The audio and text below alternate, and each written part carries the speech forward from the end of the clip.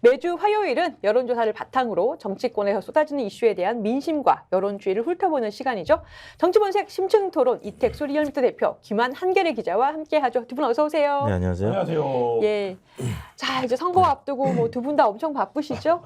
네, 진짜 이제 한 달 안으로 들어왔네요. 예, 한 20일 정도 남은 것 같습니다. 네. 네, 이제 바쁘게 움직일 때인 것 같습니다. 자, 우리 여론 분석 시간 먼저 윤석열 대통령 지지율부터 짚고 넘어가 보죠. 리얼미터 여론조사 소개해 주실까요? 네, 리얼미터 지난주 월요일부터 금요일까지 조사한 내용인데요. 최근 2주 연속 한 40%대 초반을 기록했던 상승세를 보였던 윤석열 대통령 지지율이 이번 주에는 40.2%로 0.9%포인트 빠졌고 2주 연속 하락세를 나타냈습니다. 잠시 후 정당 지지율도 소개해드리겠습니다만 최근에 국민의힘 경선 여론조사 예. 한참 진행되다 보니까 일종의 이제 경선 컨벤션 효과 때문에 예. 4년 전에도 이런 현상이 나타났었습니다. 한 2주 정도 예. 뭐 정당 지지율도 그렇고 대통령 지지율도 그렇고 반짝 상승해서 지금 정당 지지도 나오고 있는데요. 네. 지금 더불어민주당이 상당히 올라갔고 그리고 국민의힘은 내려갔다. 네. 5% 가까이 내려갔다. 네, 그러니까 이제 이 등락폭이 평상시보다는 좀 컸었고요. 이게 지금 한 주 만에 나온 네, 결과잖아요. 그렇습니다. 거의 4%, 뭐 네. 5% 이렇게 왔다 갔다 4% 했습니다. 정도 안팎 등락이 있었고 국민의힘 같은 경우는 지난주에 민주당을 또 큰 폭으로 앞서는 그런 결과가 있었는데 4년 전에도 한참 미래통합당 경선이 이루어질 때 이런 현상이 있었거든요. 그러니까 뭐 한 지역구에 뭐 한 3명에서 많게는 5명 정도 경선에 참여하는 후보들이 여론조사 독려 문자를 이제 보내다 보니까 예. 다 대기하고 있는 거예요, 사실. 그래서 보수 유권자들이 뭐 이른바 과표집이라는 현상이 조금 나타나기도 하는데 이제 컨벤션 효과가 조금 이제 잦아드는 거죠. 경선이 마무리가 되는 과정이다 보니까. 그리고 예. 국민의힘은 특검 이후에 이제 뭐 일종의 컷오프 공천 과정에서 탈락 의원들이 나오다 보니까 부작용 관련된 좀 잡음 관련된 뉴스들이 좀 후반에 나와서 지난주부터 조금 나오기 시작했고요. 그다음에 사실 대통령 지지도의 긍정 평가 이제 제1 요인이 의대 정원 확대였잖아요. 네.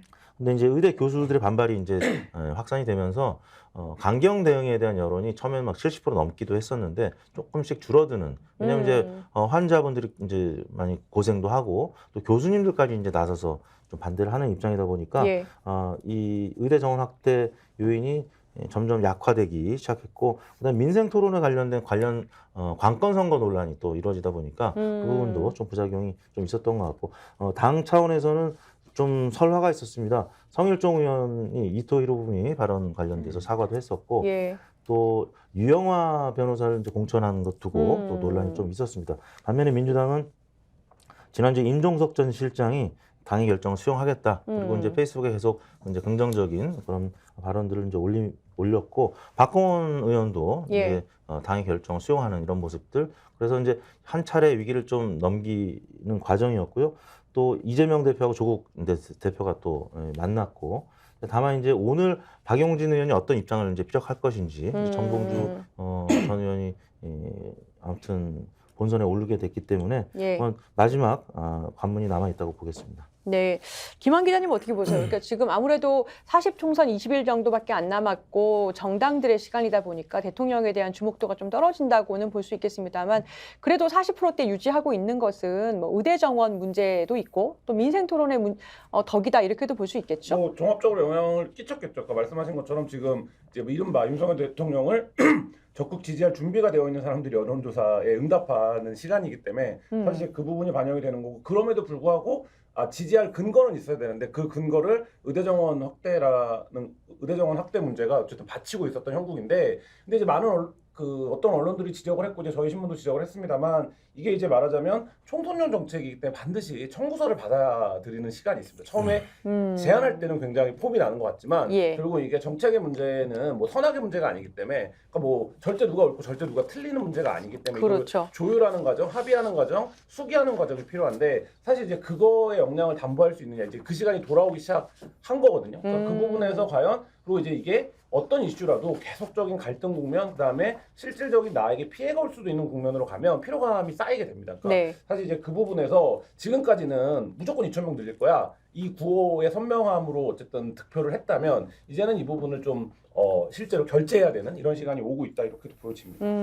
정당 지지도가 한 주 만에 이렇게 좀 상당히 큰 폭으로 변동을 보인 거는 좀 이례적이지 않습니까? 그러니까 이게 원래 정당 지지도가 빨리 안 움직인다고 하는데 이거는 뭐 저보다는 여론조사 전문가들이 훨씬 더 분석을 해주셔야겠지만 기본적으로는 이제 지금 어쨌든 양당이 다 그 총선, 그러니까 경선을 하고 있기 때문에 그 부분에 이제 그 표집의 문제가 하나 있는 것 같고요. 또 한 가지 문제는 뭐 어쨌든 이번 주의 국면, 단기국만 놓고 보면 조국 신당의 등장이라는 게 예. 변수가 되고 있다. 그게 실제 여론조사 숫자에도 영향을 미치고 있다. 그러면 김한 기자님께서는 민주당에서 이렇게 반등한 것이 계속 하락세를 보여왔잖아요. 반등한 것이 실제로 떠받치는 실제 힘이 있다. 이것이 의미 있다. 추세가 바뀌었다. 이렇게 보십니까? 지난주에 그 말씀을 드렸는데 좀 이른 걱정이긴 하지만 지금 국면은 민주당 입장에서는 투표율이 떨어지는 걸 걱정해야 되는 국면입니다. 우리 지지자가 말하자면 저쪽을 찍는 게 문제가 아니라 투표를 안 하러 나오는 상황 혹은 응답을 안 하는 상황이 문제였는데 예. 사실 그 부분에 대한 어떤 좀 뭐 해소 뭐 이런 것들이 조국 혁신당이 등장하면서 이슈가 바뀌고 그 부분에서 투표를 왜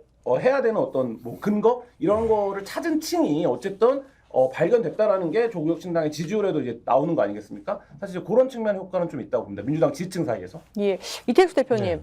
지금 진보가 여론조사에 좀 응답을 하지 않는다 이런 얘기들 계속 나오고 있잖아요. 네네. 그러니까 진보 진영 지지자들 가운데서 상당수가 뭐 예. 투표장에 가지 않을 가능성이 있다, 뭐 이렇게 얘기들이 나오는데 네. 이 점은 아무래도 민주당으로서는 상당히 고민점일 것 같아요. 원래 민주당이 이제 야당일 때 음. 이 샤이 야권 표심, 미래통합당도 야당일 때는 이제 그런 샤이 야권 표심, 특히 박근혜 전 대통령 탄핵 예. 당시에는 이후에는 보수 진영이 또 확실히 샤이 표심이 있었고요. 더군다나 지금은 뭐 입틀막 정권이라고 할 정도로 전문직에 있는 분들조차 입틀막을 이제 당하는 상황이다 보니까 특히 폰포비아 세대, 그러니까 2030 세대는 원래 응답률이 낮은데 거기에다가 뭐 이런 약간 검찰 정권의 좀 무서운 분위기, 뭐 이런 것 때문에 특히 민주당 지지층이 여론조사 응답을 안 할 가능성이 좀 있거든요. 예. 그런데 이제 대통령 지지도를 보면은 아까 이제 40% 가량 된다고 말씀을 드렸는데 부정평가는 56.1%고요. 근데 이 긍정과 부정의 강도를 보면은 매우 잘한다는 22.3%에 그치고 예. 매우 잘못한다는 의견이 47.5%. 그러니까 부정의 강도가 훨씬 강하다라는 거예요. 그래서 이제 투표를 할 때 사실 어떤 후보를 애정해서 투표하기보다는 예. 분노의 투표를 훨씬 더 많이 합니다. 그래서 화가 났을 때 투표장에 가는 거지 뭐 어느 정도 자기 생활이 좀 문제가 없고 좀 편리한 상황이다 이런 상황이면 투표를 좀 덜 하게 돼 있거든요. 근데 예. 화가 난 상황이면은 그 화가 난 집단에서 투표를 더 많이 하게 되는데 일단 대통령의 이제 부정평가가 지금 여전히 높은 상황. 다만 이제 민주당 같은 경우는 당 대표에 대한 호감도 비호감도 하면 한동훈 비대위원장보다는 좀 불리한 상황에 있었죠. 예. 왜냐하면 훨씬 더 많이 노출이 돼 있었고 또 윤석열 대통령과의 대결 구도 이제 이어서는 한동훈 비대위원장의 대결 구도 계속 나오다 보니까 그리고 공천 과정에서 아무튼 부정적인 보도가 워낙 많았어요. 저희가 빅데이터 분석도 같이 해보면은 민주당 혹은 이재명 대표와 관련된 부정 연관어가 훨씬 더 많이 발견이 됐던 지난 한 달간이었거든요. 근데 이제 국민의힘도 최근 들어서는 공천 잡음 좀 나오기 시작하고 민주당은 임종석, 박건 뭐 등등의 이제 당의 공천 탈락자들이 선거 캠페인에 이제 합류하는 과정 이런 부분들이 이제 보도가 된다라고 하면은 다시 원래대로 돌아가는 4년 전에도 그랬었고요. 그리고 전반적인 중앙당 차원의 정당 지지도하고는 별개로 예. 지역별로 지금 조사를 해보면 여전히 현역 의원들이 강세 지역인 곳이 훨씬 더 많아요. 맞아요. 그렇기 때문에 민주당이 지금 훨씬 과반을 넘고 있는데 네. 민주당이 과반을 넘을지 안 넘을지는 모르겠습니다만 국민의힘보다는 여전히 앞서 있다 이런 판세가 맞는 것 같습니다. 자, 김한 기자님. 네. 지민비죠. 아까 네. 말씀해 주셨는데 그러니까 지역구는 민주당을 찍고 그리고 비례는 조국혁신당을 찍겠다라는 그런 민주당 그리고 연성민주당 지지층 뭐 어떻게 보면 중도층까지의 움직임이 확실하게 몇 주에 걸쳐서 여론조사로 나오고 있어요. 그죠? 그래서 그 두드러지는 거는 정당 지지율하고 비례대표 지지율이 좀 다른 부분이다라는 거거든요. 이 부분이 실제로 존재한다고 보여지는 거죠. 추세로 보이고 있는 거죠. 그러니까 숫자로 보면 당연히 뭐 분할을 했다라는 게 보여지는데 왜냐하면 지금 이제 한국갤럽 조사도 보면 더불어민주연합 비례투표를 찍겠다가 25%고 조국혁신당이 15입니다. 이걸 합치면 40이 되는 거죠. 숫자로 그렇죠. 상으로 보면. 그러니까 이제 더불어민주연합하고 국민의미래하고만 비교했을 때보다 네. 조국혁신당까지 넣었을 때 범민주라고 볼 수 있는데 이게 훨씬 더 파이가 커지는 거죠. 네, 그렇습니다. 그 상황들을 놓고 보면 민주당이 말씀하신 것처럼 공천 갈등이랑 계속 뭔가 내부적으로 지지부진한 모습을 보여서 나는 윤석열에 반대하지만 지금 이 민주당도 답답하다 뭔가 이런 층들이 있었거든요. 그러니까 내가 찍어주기에는 뭔가 부족하다라는 층이 있었는데 사실 조국혁신당 훨씬 더 작은 정당이고 지금 뭐 그런 말하자면 내부의 문제가 노출되지 않고 있는 정당 그리고 굉장히 선명한 구호 민주당 지지자들 입장에서는 뭐 이런 거기 때문에 그 부분에 요인 효과 분명히 있는 거고 다만 애초에 이제 조국혁신당 창당 전부터 우려했던 부분인데 네. 물론 조국혁신당을 찍으러 투표장에 나오시는 분들이 국민의힘을 찍는 경우는 뭐 이게 산술적으로 많지는 않아서 예. 당연히 이제 그 형식논리상으로 보면 민주당에 도움이 되는 지지율일 텐데 이런 건 있죠. 그러니까 예를 들면 조국이라고 하는 인물이 등장하는 것 자체가 여러 가지 이제 구도적인 측면에서 유리한 점도 있을 수 있지만 사실 민주당 입장에서는 어쨌든 그 중도층이라든지 이런 쪽을 견인해 가는 데 있어서 이게 도움이 되는 거냐 뭐 이런 부분. 근데 이거는 말하자면 득점과 실점을 놓고 따졌을 때 결과로 이제 결과가 나와봐야만 알 수 있는 부분인데 그런 부분에서는 상당한 이제 고민도 있을 건데 어쨌든 이재명 대표는 조국 대표를 만나면서 뭔가 이제 같이 가는 것 같은, 그러니까 뭘 이게 명시적인 뭐 합의가 있었던 건 아니지만 뭐 모습을 보이면서 이제 말하자면 민주당의 집토끼라고 불리는 민주당의 지지 세력들에게는 뭔가 이번 선거를 이렇게 임해볼 수 있겠다 이런 이제 효과가 이번 주에는 있었던 것 같습니다. 그러니까 이거 한번 여쭤볼게요. 그러니까 사실 처음에 조국 장관이 조국혁신당 만든다라고 움직임이 있었을 때 다들 우려하고 사실 민주당이랑 선을 그은 적도 있어요. 그러니까 조국의 강을 힘들게 건너왔는데 또 조국이 등장하면 지금 정권 심판론이 흐려진다라고 했는데 막상 뚜껑을 열고 보니까 그 여론조사 꽃부터 시작해서 생각 외로 굉장히 선전하는데 이게 몇 주 동안 지금 계속되고 있고 선거가 20일밖에 남지 않았단 말입니다. 이 추세가 계속돼서 범민주 진영에 그럼 약이 될 것이냐 아니면 오히려 민주당에 독이 될 것이냐 두 분은 어떻게 보세요?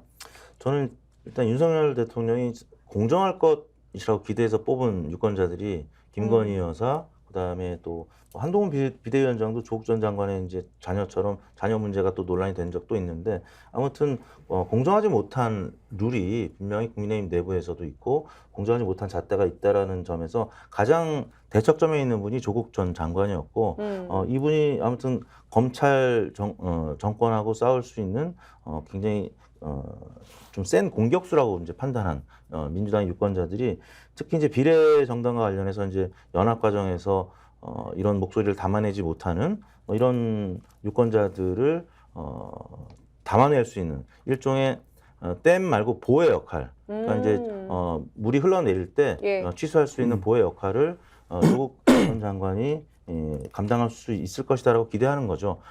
반면에 제3지대에 대한 기대감이 보통 한 15%에서 한 20% 정도 늘 있어 왔는데 개혁신당이 담아내지 못하고 새로운 미래가 담아내지 못하니까 결국에는 새로운 미래 쪽으로 분명히 언더독 효과도 있죠. 조국 전 장관이 어떻게 보면 문제가 있긴 있었는데 너무 과도하고 또 김건희 여사나 아니면 한동훈 비대위원장의 자녀 문제와 관련해서 너무 과도한 어떤 처벌을 받은 부분 뭐 이런 것에 대한 언더독 효과가 있기 때문에 그러니까 선거에 있어서는 분노의 투표도 하지만 또 동정 투표도 있거든요. 분명히 동정심에 의한 캠페인을 또 요즘 많이 하게 되는데 예. 그런 차원에서는 혁신당이 애초에 잠재돼 있던 지지율이 있었는데 그게 이번에 폭발한 것이 아닌가. 그래서 ARS 조사에서는 지금 대부분 20% 넘게 나오고 있거든요. 예. 한국갤럽 조사가 이제 일반적인 정당 지지도 문항에서는 작게 나왔어요. 근데 비례정당 어차피 지역구 후보를 안 낼 가능성이 높기 때문에 예. 비례정당 문항에만 넣어야 되는 것이 맞는 거고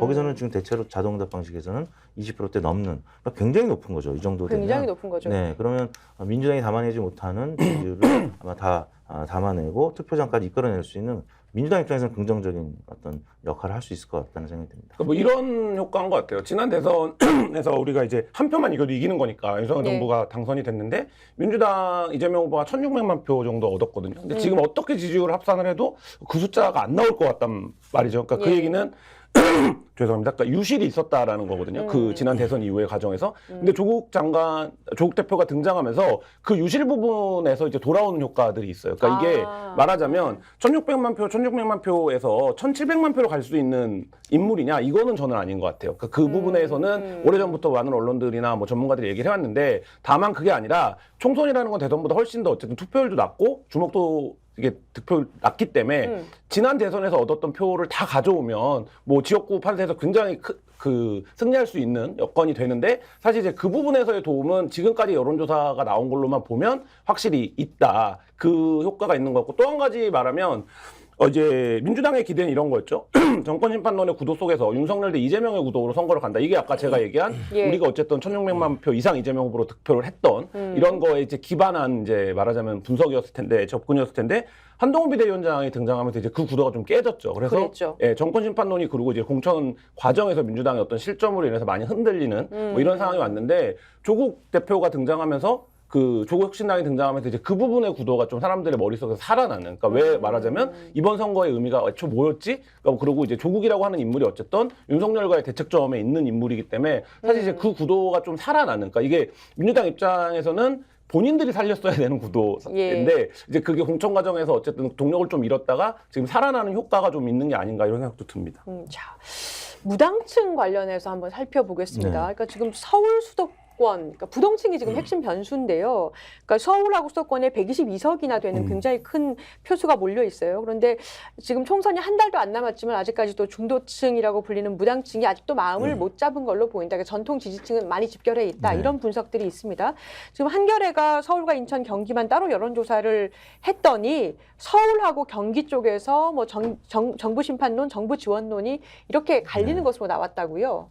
그렇습니다. 그 최근 여론조사에서 원래는 정부 심판론이 한 50%에서 55% 나왔고 정부 지원론이 35에서 40 정도 나왔는데 예. 최근 조사에서 국민의힘 이제 경선 컨벤션 효과 때문에 격차가 많이 줄어들었었습니다. 정부 지원론도 많이 이제 늘어나서 그런데 이제 개별 지역구 여론조사를 하는 곳들을 보면은 대체로 민주당이 많이 앞서는 그런 결과 현역 의원들이 이제 강세를 보이는 그래서 제가 볼 때는 이 무응답층이라든지 아니면 응답을 했는데 무당층으로 이제 분류되는 이분들을 자세히 보면은 2030의 이제 폰포비아 아까 말씀드린 전화를 코로나 시기를 겪으면 잘 안 받으려고 하는 그 이제 현상을 말하는데요. 이 2030 세대들이 전화를 잘 안 받으려고 하는 것도 있고 표심을 잘 얘기 안 하는 그런 이제 현상들이 있는데 이분들한테 이제 정권 심판론이냐 아니면 정부 지원론이냐 물어보면 정권 심판론이 사실 강도가 좀 더 세거든요. 그래서 예. 이런 부분들을 좀 자세히 살펴본다라고 하면은 민주당의 지금 샤이 표심이 일반적인 전국조사에서 많이 지금 발견이 되고 있어서 무당층으로 분류가 되고 있지만 실제 후보를 상정해 두고 여론조사를 하는 뭐 가령 계양을에서는 이재명, 또 마포을에서는 정청래, 광진을에서는 고민정 그 후보를 상정하고 여론조사를 해보면 윤석열 대통령하고 굉장히 대척점에 있는 또 투쟁력이 강한 분들의 지지율이 높게 나오거든요. 아까 말씀드린 대통령의 부정평가가 근 50%에 근접한 리얼미터 기준하면 47.5%이기 때문에 많이 화가 나 있어요. 그러니까 지금 네. 민생도 많이 어렵고 그리고 미래의 어떤 비전을 제시하지 못하고 뭐 외교적인 부분 또 경제적인 부분 굉장히 어려운 상황은 분명하잖아요. 그래서 예. 이런 부분들을 정부가 제시하지 못하고 계속 공약만 얘기하는 거는 제가 볼 때는 뭐 잠시 어떤 최면 효과라든지 마취 효과는 있을지 모르겠는데 좀 중장기적으로 지표가 나아지지 않는 이런 모습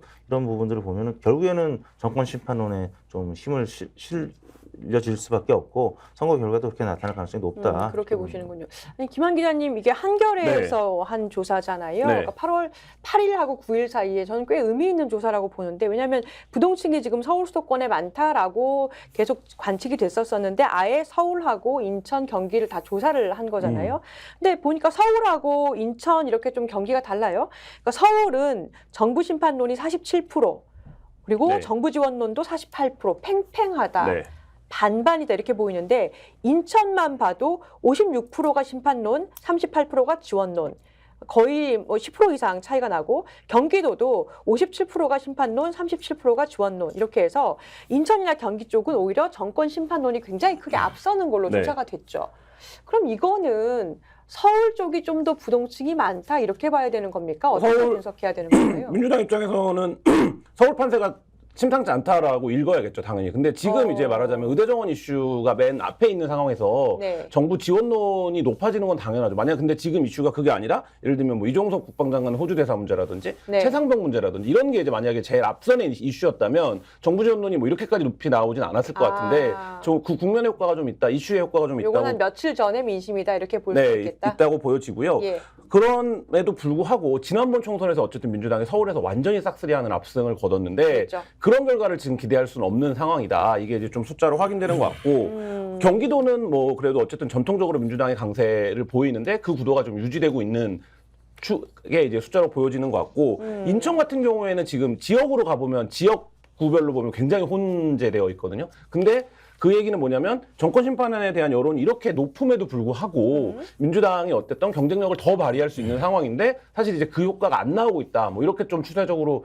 읽는 게 민주당 입장에서는 도움이 되는 해석이 아닐까 싶습니다. 아니, 근데 이번 조사에서도 하나 이제 눈에 띄었던 거는 수도권에서 제3지대, 특히 개혁신당이 사라진 느낌을 받았어요. 그러니까 새로운 미래는 거의 존재감이 없고 개혁신당이 한동안 굉장히 핫했었는데 이거는 뭐 조국 혁신당이 들어오면서 그렇다고 봐야 되는 건가요? 아니면은 뭐 분당의 결과라고 분당? 기본적으로 이 제3지대가 제3지대라고 인식을 사람들이 할 만한 콘텐츠가 없어요. 그러니까 양당에서 뭔가 말하자면 떨어져 나온 사람들이라는 이제 구도를 못 깼고 서울에 그럴싸한 인물을 사실 내지 못했고 뭐 금태섭 전 의원 정도가 출마를 했지만 사실 그러니까 어떤 뭐 바람을 불거나 이런 상황은 아니기 때문에 종로 출마했죠. 사람들이 죄송합니다. 목소리 오늘 계속 잠기네요. 사람들이 어쨌든 이 부분에 대해서 뭔가 콘텐츠가 있다, 관심을 가져줄 만하다라고 해서 처음에 이 제3지대나 새로운 인물은 출발점이 굉장히 중요합니다. 출발점에서의 어떤 그 기대가 있어요. 반영이 돼야 되는데 사실 그 기대 같은 것들이 뭐 분당 과정이라든지 이런 데 사라졌기 때문에 사실 서울에서는 이렇게 유의미한 세력으로 지금 인정을 받지 못하고 있는 상황인 것 같습니다. 제가 볼 때는 애초에 예. 좀 욕심이 과했던 것 같아요. 이제 개혁신당 입장에서는 원래 이준석 대표가 소극적 연대를 얘기했었거든요. 그러니까 예. 비례는 따로 가고 지역구만 동일 번호로 연대하는 그러다 갑자기 합당을 해버렸어요. 그러니까 지역구에서도 뭐 의석을 좀 가져가고 비례도 가져가려고 하다 보니까 다 놓친 거거든요. 조국 혁신당도 예를 들어서 지역구 후보를 내겠다라고 하면 민주당하고 충돌이 생기기 때문에 예. 부작용이 생길 수밖에 없고 두 번째는 소선거구제는 사실 all or nothing이잖아요. 예, 그렇죠. 승자 독식 제도이기 때문에 국민의힘 하면 민주당 둘 중에 하나가 당선될 가능성이 매우 높은 선거 구조이기 때문에 사실 개혁신당이라든지 새로미래가 이 존재감을 가질 수 없는 그런 룰입니다. 그렇기 때문에 애초에 조국혁신당처럼 비례정당의 그러니까 일종의 낙수 효과 이거를 좀 노리는 쪽으로 갔었어야 되는데 지역구까지 이제 뭐 가져가려다 보니까 사실 이준석 대표도 지금 이 수도권으로 나가지만 굉장히 어려운 선거가 될 것은 자명하거든요. 그래서 여러 가지 환경적인 요인 그리고 또 내부적인 어떤 과욕 이런 부분 때문에 지지율이 계속 좀 하락하는 그러나 개혁신당은 지금 한 3% 정도는 나오기 때문에 예, 비례에서 뭐 그렇습니다. 일부 의석은 가져가지 않을까 이준석 싶습니다. 대표가 경기 남부권으로 가면서 사실 전국적 주목도가 확 떨어졌거든요. 그러니까요. 개혁신당 입장에서. 그러니까 사실 이제 도전을 좀 했어야 되지 않나 이런 네. 아쉬움이 좀 있네요. 뭐 목소리가 과잉 대표된다고 할 정도로 모든 언론들이 이준석 대표의 발언을 한편 이준석 대표는 뭐 뭐 이렇게, 썼던 때가 예. 있었는데 이제 경기 남부로 가면서 그게 확 죽었고, 그러니까 지금 말씀하신 것처럼 지역구까지 포괄하는 선거 전략을 짜려고 하면 이준석 대표가 좀 더 공중전을 할 수 있는 데로 갔어야 되는데 사실 이제 그런 선택이 되지 않으면서 또 확 이제 볼륨이 줄어든 이런 효과도 있는 것 같습니다. 지금 댓글에서도 여러 의견 주고 계신데요. 아트필님께서는 조국 혁신당이 흡수한 걸로 봅니다라는 의견도 주시기도 네, 했어요. 네. 이렇게 맞습니다. 예 보시는 민심들도 상당히 있는 것 같습니다. 자, 아까 그 이택수 대표님 잠깐 말씀해 주셨지만 격전지 5곳 한번 네. 살펴보면 언론사들이 격전지 여론조사 결과를 이제 내놓고 있는데 민주당에서 중도층에서 앞선다. 그리고 국민의힘은 비상이다. 이런 이 느낌을 받을 수 있는 곳 5곳을 한번 모아봤어요. 그러니까 민주당의 현역 의원에게 국민의힘에서 도전하는 지역구인데요. 한국갤럽에서 조사한 거죠, 그죠? 지금 인천 계양 을, 이재명 대 원희룡, 서울 마포 을, 정창래 대 함은경, 그리고 서울 광진 을, 고민정 대 오신환, 부산 국갑, 전재수 대 서병수, 그리고 경기 수원병, 김영진 대 박문규. 근데 지금 한눈에 쫙 보셔도 아시겠지만 어떤 지역은 10% 이상 또 상당히 차이가 나고 있어요. 그러니까 오차 범위 외로 다 민주당에서 앞서고 있는 모습입니다. 자, 이게 민주당에서 볼 때는 굉장히 좋은 결과인데 중도층 표심을 얻지 못한 게 페인이다. 뭐 이런 분석들이 있어요. 그게 맞을까요? 그렇죠. 중도층은 평상시에는 선거에 그렇게 관심이 없거든요. 이제 본인의 어떤 직업이라든지 또 학업에 있는 분들이 본연의 업무에 또 역할에 관심이 있다. 선거 때 잠깐 관심을 갖는 건데 중도층은 사실 지역구에 갑자기 온 분들, 그러니까 이른바 돌려막기라든지 또 갑툭튀 후보에 대해서 사실 호의적이지 않아요. 그러니까 당내 경선에서는 룰에 의해서 뭐 일부 후보를 마이너스 몇 점 이렇게 해서 갑툭튀 후보가 경선에서 당선이 될 수 있습니다만 예. 본선은 그거 아니거든요. 아무 어떤 견제 자체가 없습니다. 있는 그대로 투표를 받는 거기 때문에 갑자기 온 후보 사실 인천 계양에서는 원희룡 후보 모르는 분들이 있을 거예요. 워낙 중앙에서는 알려진 분이지만 또 부산 북갑에서도 서병수 시장을 많이 알죠. 근데 우리 지역에 대해서 얼마나 알까? 과거 이제 오세훈 시장이 고민정 후보한테 패배했던 것처럼 지역구 사정은 좀 다르거든요. 예. 이런 차원에서는 돌려막기라든지 갑툭튀 후보에 대해서는 좀 좋아하지 않는 유권자들의 정서가 분명히 있기 때문에 이런 부분들을 너무 좀 만만하게 보고 공천하는 것이 여전히 유효하지 못하다라는 지표를 보여주는 여론조사 결과가 아니었나 싶습니다. 그리고 네. 뭐 이택수 대표님 말씀에 공감하고 다만 이런 건 있죠. 현역이 확실히 인지도가 높죠, 지역에서는. 그러니까 현역 의원들이 인지도가 높기 때문에 지금 여론조사에서 현역들이 이제 약간 프리미엄을 갖는 거는 좀 당연한 것 같고, 근데 만약에 캠페인이 들어간대. 그러니까 예를 들면 이 구도 역시도 큰 구도에서 놓고 보면 정청래 대 함흥경에서 하면 마포 그 주민들은 함흥경을 잘 모르죠. 근데 이 구도가 결국엔 정청래라고 하는 민주당의 어떤 축이 되는 의원을 국민의힘이 꺾어야 된다라는 결집이 일어날 경우에는 사실 이제 인물 경쟁력 플러스 그 구도의 힘으로 이제 말하자면 선거가 접전으로 가는 건데 이제 시작일 수 있다. 그렇죠. 그 예. 지점도 분명히 있습니다. 왜냐하면 민주당이 지난 총선에서 워낙 현역이 많았기 때문에 개별로 가면 인지도 높은 현역들이 유리한 숫자가 나올 그 개연성이 큽니다. 예, 중요한 말씀 해주신 것 같습니다. 그러니까 대부분의 지역구가 오차 범위 내에서 격전 중입니다. 그래서 상당수 유권자분들이 표심을 정하지 못한 것 같고 역시 뚜껑을 열어봐야 알 수 있을 것 같습니다. 자, 지금까지 말씀 나눠봤고요. 오늘 시간 관계상 여기까지 하겠습니다. 두 분 감사합니다. 네. 감사합니다. 예, 지금까지 이택수 대표, 김한 한겨레 기자와 이야기 나눠봤습니다. 노무현 재단 홍보를 정치권색. 예. 다시 제가 말씀드리죠. 예. 구독, 좋아요, 사랑입니다. 예.